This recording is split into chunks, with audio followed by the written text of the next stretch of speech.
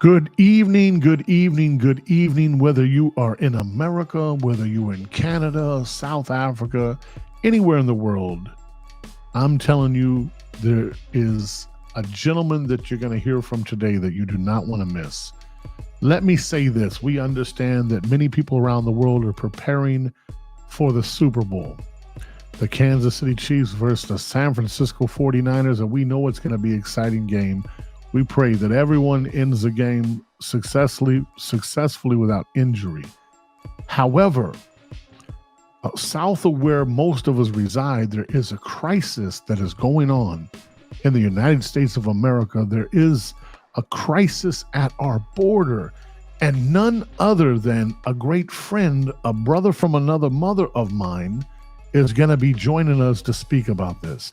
I'm going to play this little clip and then I'll bring our guest in. Ladies and gentlemen, tell me what your thoughts are about this. The number of migrants arriving at the southern border is unprecedented. Last year, U.S. Customs and Border Protection recorded 2.5 million instances of detaining or turning away people attempting to cross into the United States from Mexico. So what's the fastest growing group among them? Chinese migrants. Yes, you heard that right, Chinese. We saw large groups, including many from the middle class, come through a 4-foot gap at the end of a border fence 60 miles east of San Diego. Now, I'm going to stop it right there because when you see the clips that I'm about to show, you're going to ask yourself, why aren't we doing something about it? Ladies and gentlemen, tonight's guest and co-host for these episodes coming up is a brother, a father, a mentor, a God-fearing Christian gentleman. Ladies and gentlemen, please welcome Ernie Mejia. How are you, sir? Oh, I'm great, Shawn. Thanks for having me on. Man, it's an honor, man. I don't know if the world knows, but I personally know the heart you have. You have a heart after Christ. I've known you for years. I just love you as a person, man. I think the world is going to be blessed when they hear from you. I'm sorry. I apologize ahead of time that I'm bringing you in on such a controversial subject, and I don't want people to be divided, but I'm going to ask you this first question. You as a practicing Christian, can the border crisis be dealt with in a Christian way? I think it can. I think you can do it in a humane way.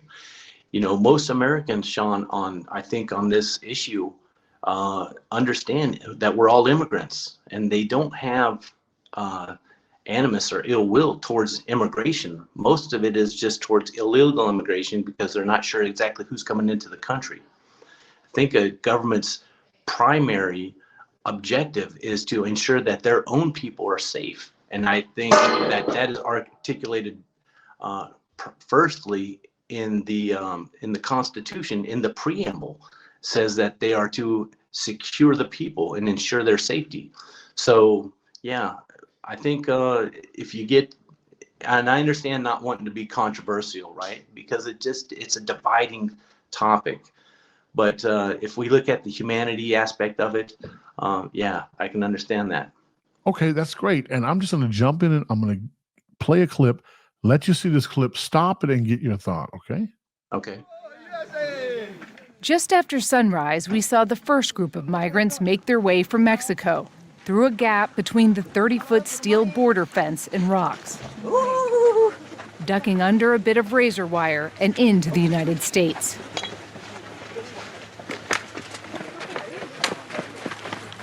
We were surprised to see the number of people coming through from China, nearly 7,000 miles away. Careful, watch. Our cameras, and at one point, this armed Border Patrol agent standing 25 feet away, did not deter them. I got to stop it right there, man. I have so many different, views and thoughts. Let me first turn the mic to you as a guest. What's going through your mind when you see that? You know, I'm not really sure. It's difficult. I mean, it looks like failures at the executive level, at local levels, at federal and state law enforcement levels. It's really hard to imagine that as a country, we need to have a humane way where people can come in and better themselves, right? Your family came here from someplace else. My family came from someplace else. The irony is my family came through that southern border as well. My father's a Mexican, my father's Mexican, and my grandfather came from Mexico. My mother's family came from Norway. So they came through Ellis Island and settled in the Dakotas. So we all have to have a way of assimilation and becoming an American. I think we have to have a common culture, a common language, and have common goals, and that will bring us together. So you don't see a real lot of that stuff going on anymore as far as left versus right or government, I think. So it's a difficult thing, right? It's very difficult because the human in me, brother, says everybody should have a right to a better life, right? Right. What is shocking to me, right? If you and I tried to cross the border in China, do you think the Chinese military would be as lackadaisical as the border officer right there? Did you see how the Chinese paused for a second? Like, oh, no, we're caught. He just turned his head like, it's not lunchtime yet. And they're like, let's go. So the message we are sending the world is free for all. It's difficult, Shawn, because the immigration policy, the policies that we had to come here and become a citizen actually made us the greatest country in the history of the world. I think it's the diversity, the talents of different people coming together for a common goal or a common bond, and that mostly being freedom. It's inherent in a man's spirit to want to be free. Amen. He doesn't want to be ruled by an authoritative figure or a government, or even God. It's one of the things that we struggle with in our own human nature. If you talk about going into other countries, they just don't have that problem because a lot of people are not trying to get into those countries. Right. Socialist country, if it's Venezuela, if it's China, they're just not having the same influx of immigrants trying to get into their country. So it's hard to tell. It's a bigger problem than I think the right or the left can fix solely by themselves on one side or the other. I was taught at one time, like most Americans, we have the greatest military. We're this. We can see this from the sky, the satellites, this and that. And we can't protect 3,000 miles or 2,000 miles of border. We don't want no problems with China and Russia. Now, from this episode, I love the Chinese people. I'm not at war with anybody, right? I love humanity. But from a military standpoint, and you, sir, served in the military. Thank you for your service. You were a police officer as well. So you have practical knowledge and you have training to secure, areas. I don't want to say secure borders or perimeters. So what would be the first thing that you would suggest from your military training to the police? If you know there's holes in the wall, and with all our technology, what would be the first step that you would do? They can secure the borders simply by putting enough manpower down there, by having drones, by having equipment. If they wanted to do it, they have to have the political will to do that, right? And as long as you have infighting between the left and the right in the country over the topic, you're not going to get the work done that needs to be done. Now, that's designed purposely into our Constitution to make sure that we don't end up becoming too far this way or too far that way, but it also can be it can also have a crippling effect where there's nothing getting done. So, because there's just nothing but infighting. And I look at a lot of times we've become more apolitical as we've gotten older, right? Because the left and the right are just opposite sides of the same coin. Okay. So if we want to actually get things done, you're going to have to reach across at some point and work with people that don't think like you, that don't believe like you. And the only way you can do that is to have a common goal. So that's why I think the commonality of language, of culture, regardless of black, white, Chinese, or other, has to be something that they have to become assimilated with. when they come to this country, so that we have common goals. So. This man, a college graduate, told us he hoped to find work in Los Angeles. He said his trip from China took 40 days. What countries did you go through? Thailand, Morocco, Ecuador, Colombia, Panama, Costa Rica, Nicaragua. Jeez. 30 minutes later, a smuggler's SUV raced along the border fence and dropped another group at the same spot. Come on, man.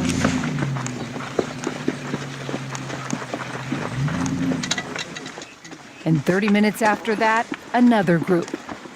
Over 4 days, we witnessed nearly 600 migrants, adults and children, pass through this hole and onto U.S. soil unchecked. That's where it gets difficult, brother. From a security standpoint, that is not smart on the United States government. Well, you know, I think it's coming from our executive branch, if I'm honest, Shawn, right? Because the more people that come in that are uneducated, that are unaware of what they have to do to become assimilated, to be a productive member of our society, that don't have those fundamental principles, and they come in, they start to use our resources, our welfare, our health care, the other resources that should be allocated towards Americans. And when they go to immigrants that don't know, they end up taking away from American citizens, right? We don't have ever-ending pot of gold or pot of money, right? Because taxes only get so much, and they have to balance budgets and allocate certain amount to each program in our government. So I think that the Democratic Party in America is hoping that those people will become future constituents or voting blocks so that they can get their ideology. It's one of the problems I have with ideologies on the left and the right, you know, so yeah, it's hard to tell. What do you think? I think you're right there. It's just, it sucks for me, brother, because I love humanity. I love people. Right. But it's just like the word is out. The cat is out the bag. If she's saying 600 in that short time, you see, they're just like, hey, this is the spot. We're charging you this much. Get here. And one gentleman made in one of my other posts a comment that most of these people are military-aged men. Right.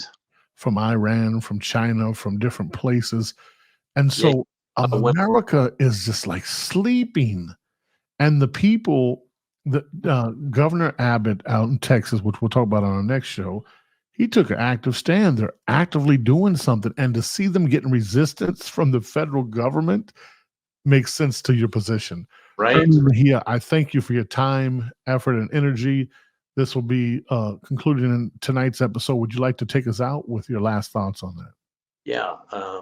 Well, we're hoping for the best for America, Shawn, and it can only be unified through love, love of people that are different than you. Christ said that you love your neighbor, that you fulfill the law, you know, because you don't do harm to yourself. You're supposed to love your neighbor as yourself, right? So you don't do harm to yourself. And if you love your neighbor at that same level, man, it covers a multitude of sins. It makes the way right. And it's just the highest way of living, right? It's the highest calling, I think, is to love people that are unlovable. So that's very powerful. Thank you so much, brother. God bless you, and thank you for being on the show.